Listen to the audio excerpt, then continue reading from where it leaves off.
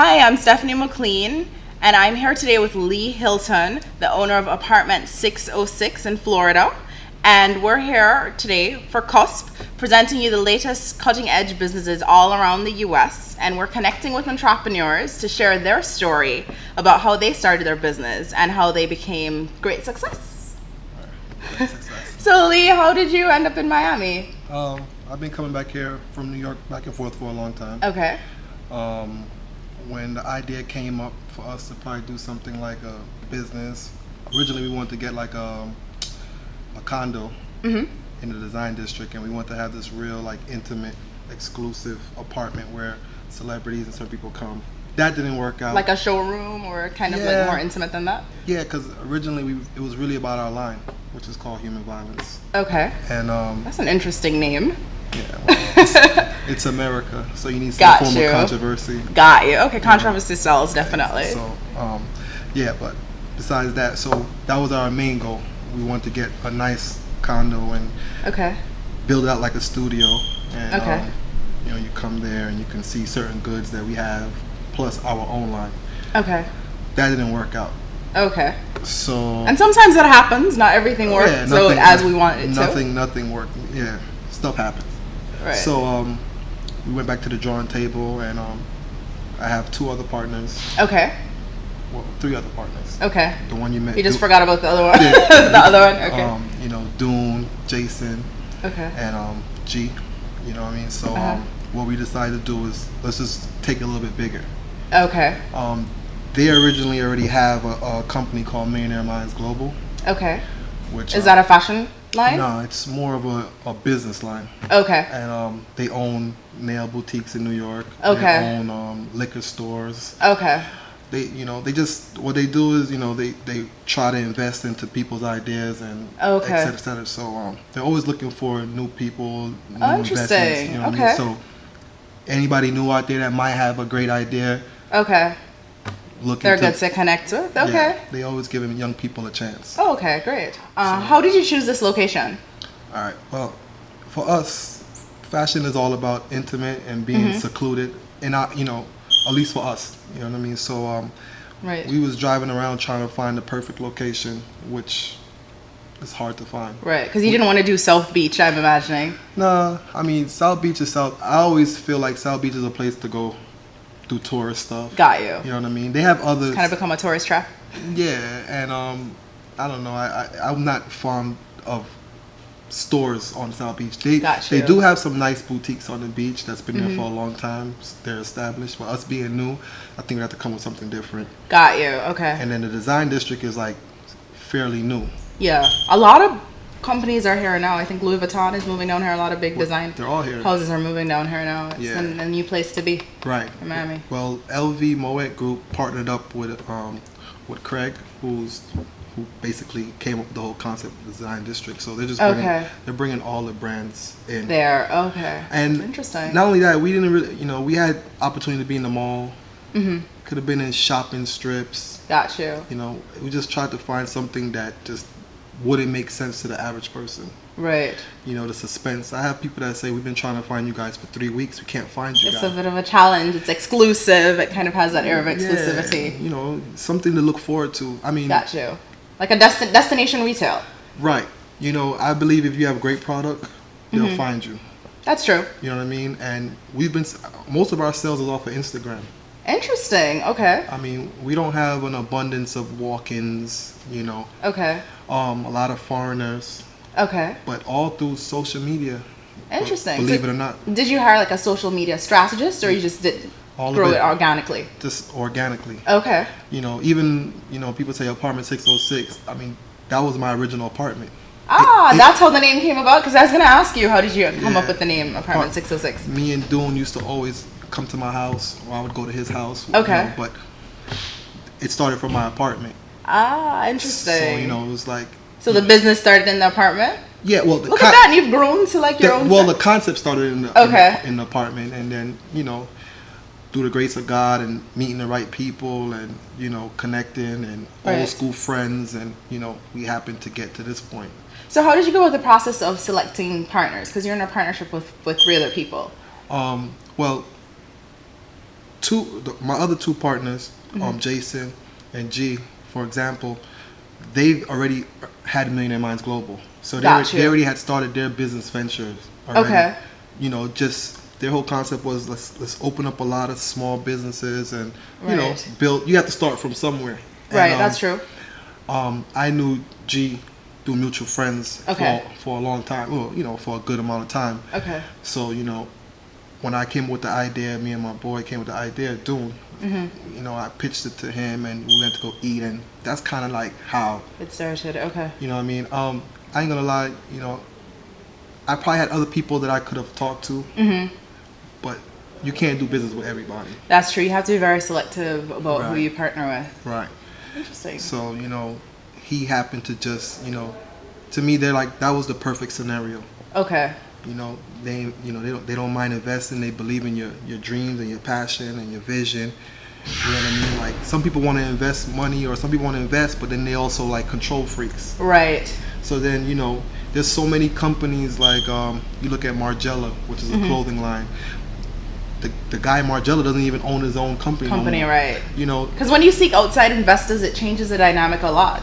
Yeah, because at the end of the day, it's about dollars and cents. Right. For them, it's not. It's a business. Yeah. Or still in the passion for fashion, it's a business and bottom line. And G, for example, was into fashion as well too. Okay. You know, probably wasn't as extreme. But but he had a passion for it, and he had so he kind of shared the same vision as well too. Okay. But sometimes to connect the dots is the hard part. Got you. So, I do this every day. Got you. So how was the process of doing your own line? Well, we're still in the process of that, which is it's hard. Yeah, I heard it's a beast. Yeah, whatever you think of has been done. Right. That's true. And I think they have a saying, no, there's no such thing as original thought. Nah,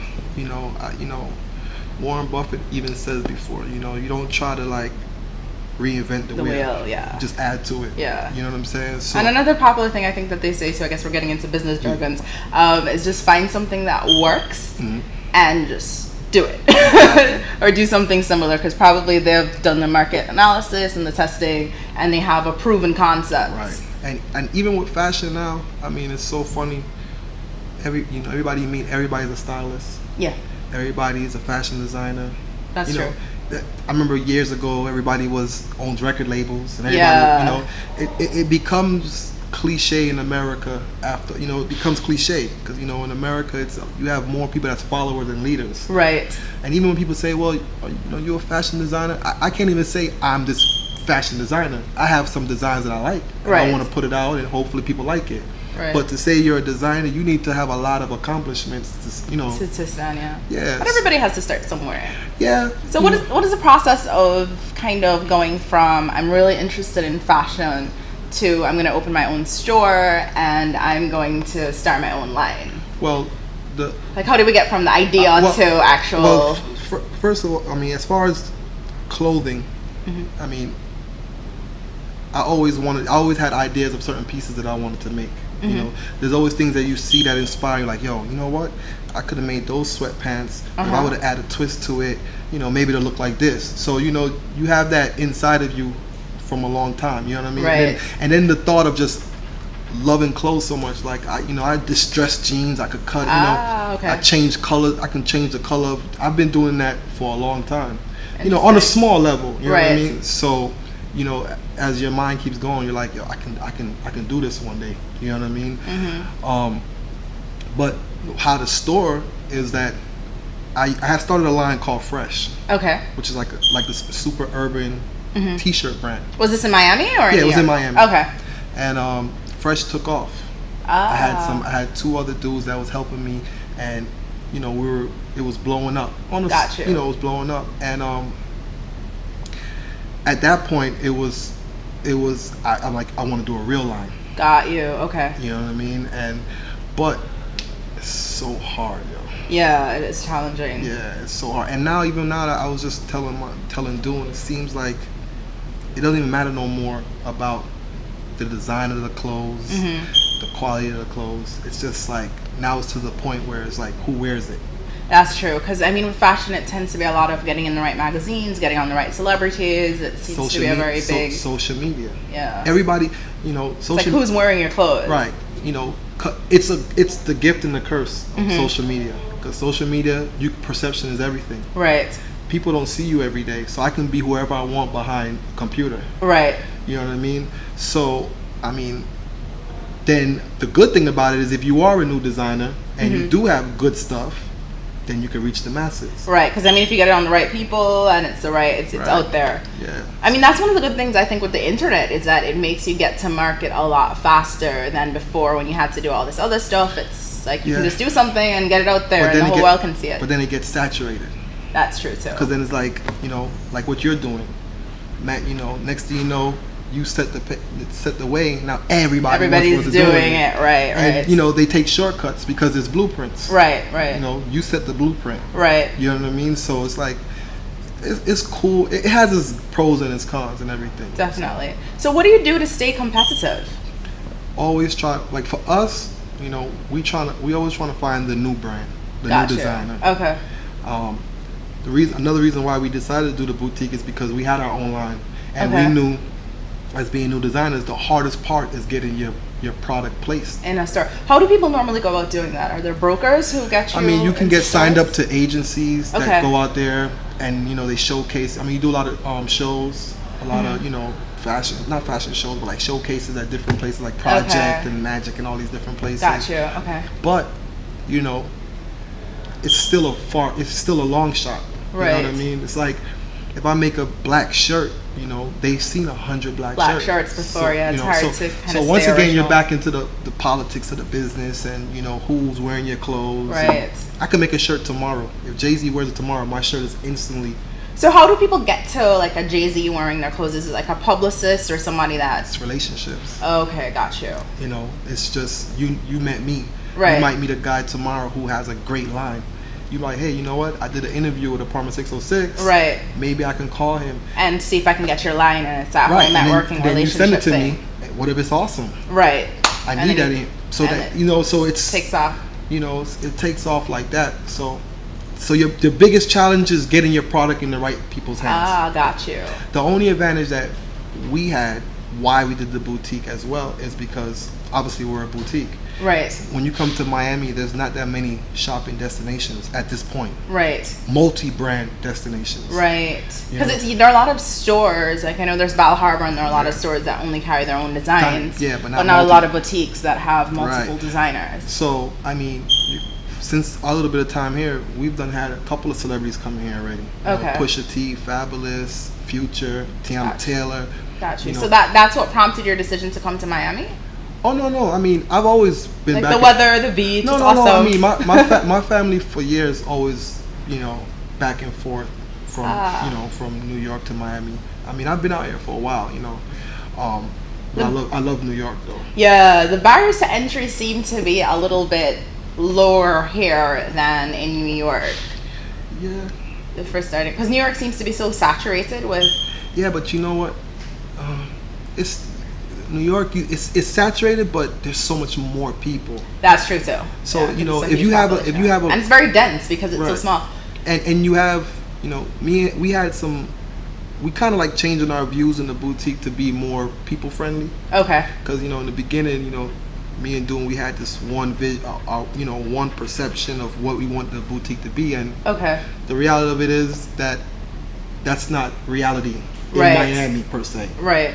You know, I'm always wearing all black. I'm into the real grunge look. I mean, that's not. No, it's that's a different. That's not. It's sunny down here. It's not New York. Right. All you know morning. what I'm saying? But you know, you need bright colors. No, I can't do. You notice we don't have no colors in here. But oh no. But I mean, you know, it's to try to find that balance. You need to get like the Fiesta shirts with. Never. Can't do that. So. No. But I mean, it's a challenge. It's fun. It's a challenge, and it's good to have, you know, great people behind you. Yeah. Because, you know, we've made a lot of mistakes in business. You know, none of us owned a boutique before. Right. I never owned a clothing line before. How was that process of kind of learning from? I mean, it's, you know, it's just constant research. Okay. It's just constant asking questions, and it's just basically taking chances. I mean, we bought stuff that wasn't necessary. We got certain. The hard part for us is that, you know, technically, you know, we have like 3 businesses in one. Right. Not literally, but we do. Right. Because you have your boutique, which requires a whole different learning process. Right. Right. So you're talking about. That's retail. Retail, exactly. So you're talking about picking the right brands, right, the right marketing strategy, the whole 9. Now you're talking about your clothing line, which is a whole nother process. Right. Talking about sourcing fabrics, creating patterns, and right, marketing that. And then getting into stores. Exactly. But then now you're talking about your e-commerce. Right. Which is a whole nother business. People always think, oh, you have a business and you get a website. No, there's a whole strategy. It's a whole nother scenario with that. So, you know, it gets frustrating. Yeah. You know, it gets overwhelming, but that's part of the grind. That hopefully, you know, a couple of years you have a great success story. Right. You know what I mean? So, but you have to have great investors or great people behind you who are willing to give you the chance to kind of learn and try things, and not everything will work the very first time that you do it. Absolutely. I mean, we you know, we've invested some money and lost. Yeah. And how do you deal with that? I mean, you have to, you know, you got to go through it again. I mean, what, you know, the thing about it is we were all raw. Right. We all 4 of us had things that we were good at. You know, you have Jason, who has a great business background, you know, college, extensive, financial, like the whole, the models and the spreadsheets and the Excel. He's a monster. And all these scenarios and all that stuff. And it gets rough sometimes with the creative side, with that side, because, you know, some people see things in black and white, some people see things in an artistic form. Right. And sometimes art meets, you know, that world, sometimes you clash heads. But you need it to work. To keep you in check and to keep him You need out, it to work, you know. So what prompted your decision to only carry men's clothing? Well, we had women at first. Okay. Yeah, because I think women tend to be big shoppers. Well, that's the myth. That's a myth? Yeah, you know what I mean? I guess I was wrong. I guess from my experience, I mean, we had women and we had men starting off. Okay. Figured our sales were so much stronger for men. Oh, okay. Because, I mean, women come, they look, you know, it's so much aspects to women clothing. Right. You know, I remember, you know, women coming here, oh, you know, my butt looks small in this. Right. Oh. We always think there's something wrong with how we look. Yeah, you're never. Is my hair okay? Yeah, you know, high waist, low waist, skinnies, this. So it's we're not ready for that yet. Got you. Yeah, there's so much diversity in the lines that you carry. Right. And so men, it's easier. It's like what, trousers and shirts.